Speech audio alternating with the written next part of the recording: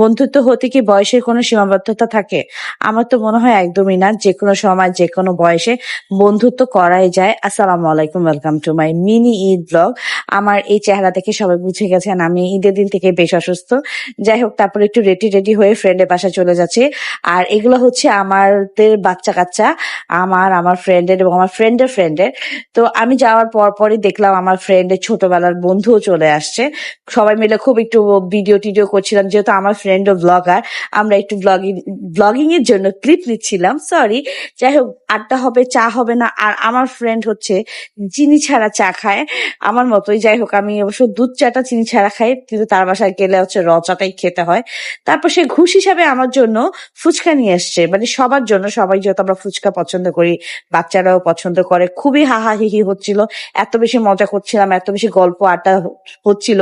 আমি একদিন অনেক কিছু ফিল্ম করতে পারিনি, যতটুকুই ফিল্ম করেছি তাই আপনার সাথে শেয়ার করব। তারপর তার হাতের মজার বিফ খেলাম। বিফ গুলো এত বেশি মজা ছিল, কি বলবো। আমার কাছে ঝাল বিফটা বেশি মজা লাগছে। তারপর একটু আসার সময় আমি একটু আইসক্রিম নিলাম মমিতের জন্য, কারণ মমিত হচ্ছে আইসক্রিম খাবে, বারবার বলতেছিল। তো আইসক্রিম খেলাম। আর আজকের দিনটা আলহামদুলিল্লাহ এত ভালো কেটেছে, আল্লাহ তাআলার কাছে অনেক অনেক শুক্রিয়া। আল্লাহ তাআলা এমন ফ্রেন্ড আমাদের সাথে মিলাই দিছে।